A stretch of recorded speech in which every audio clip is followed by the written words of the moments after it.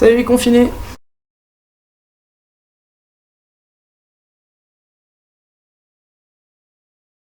Alors, aujourd'hui, bienvenue pour cette troisième vidéo.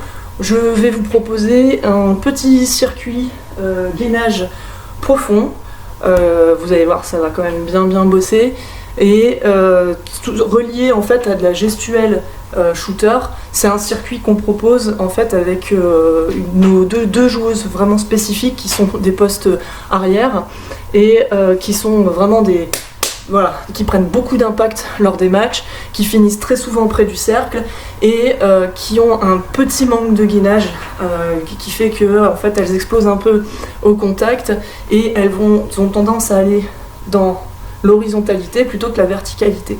Donc en fait tout notre objectif ça va être de dynamiser ce gainage pour être prête au contact. Donc il y a aussi de la prévention forcément, prête au contact, mais aussi dynamiser la mécanique shooter, c'est-à-dire tout ce qui va être ici, ramener le genou pour aller vers le haut et non pas vers l'avant, où elles ont souvent tendance à finir sur une mécanique avec le talon vers l'arrière. Voilà, donc ça c'est un travail, je tiens à le préciser, qu'on a déjà entamé. Donc le circuit qui est là en fait c'est un circuit un peu secondaire. On a déjà entamé un gros boulot d'explosivité avec elle sur 7 semaines avant le circuit et le confinement. Donc voilà, c'est quand même un circuit, faut travailler d'autres choses si vous voulez avoir des résultats, et je vous proposerai d'ailleurs dans une autre vidéo complémentaire d'intégrer ce qu'on avait travaillé avec elle pour l'efficacité du tir vers le haut, au contact, donc avec des joueuses puissantes et explosives. Voilà, rendez-vous tout de suite pour le premier atelier. Le premier exercice a pour but de travailler la force de la ceinture abdominale et dorsale. On va venir simplement se mettre ici au sol. Donc le premier niveau, moi je le fais avec un ballon, vous pouvez le faire sans. D'accord, le premier niveau c'est de venir ici au sol. Veillez bien à décoller légèrement les épaules. Ne cassez pas votre nuque en faisant ça, sinon vous allez tirer sur des muscles qu'on ne veut pas solliciter et vous allez avoir derrière des problèmes cervicaux. D'accord, on imagine qu'on a une balle de tennis ici, entre notre menton et notre poitrine, et on va pousser avec nos mains vers nos pieds et pousser avec nos genoux vers notre tête. De cette manière-là. Voilà. Donc ça c'est le premier niveau. Moi je le fais avec un ballon, simplement je l'applique ici et je fais la même chose. Voilà.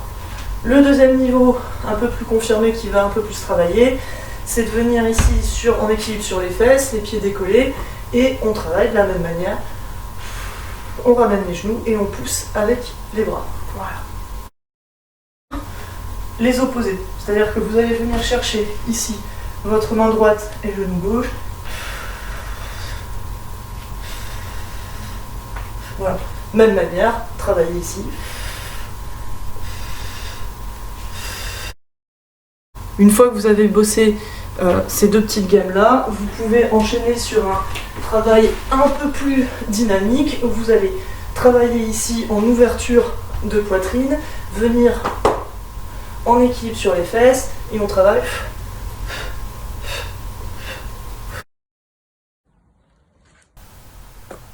Le prochain atelier, appelé sit-up, est un exercice bossé en pilates qui travaille les muscles profonds, notamment le transverse.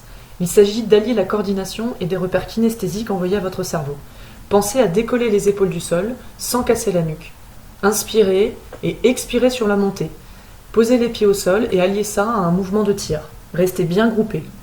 Revenez en chaise inversée en veillant à retenir la descente. Le quatrième atelier, c'est un atelier qui va être un peu plus spécifique sur travail de lay-up, push-up, lay-up, push-up, d'accord? On va venir travailler simplement ici sur un petit travail isométrique en fente avant de 3-4 secondes, et une fois qu'on a fini, on va venir pousser avec cette jambe-là, maintenir cette jambe-là et finir sur une montée de genou. Donc je remonte, on vient travailler, au départ on est ici, on fait pré-appel, appel, on vient travailler sur des mouvements du dribbling, on travaille isométrie, 4-5 secondes, une fois que c'est fait, hop, on vient monter.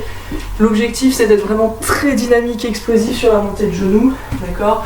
Donc il faut vraiment pas être ici sur je prends mon temps, je verrouille, c'est pas ça le but, d'accord? Le but c'est d'être ici comme sur un kick, on vient chercher, hop, kick vers l'avant, pour être très dynamique. ce qui correspond à la phase d'explosivité ici au basket où on va monter le genou. D'ailleurs, si vous avez la possibilité de ne pas avoir un plafond comme moi, vous pouvez aussi très bien à la fin de l'exercice, une fois que vous avez bossé, monter, sauter. Voilà. Ce qui va en plus de ça travailler l'explosivité et la proprio de la cheville. Le premier niveau de cet exercice, ça va être simplement de venir faire la planche ici, d'accord, et de rester en planche isométrique, et on va venir chercher le Superman.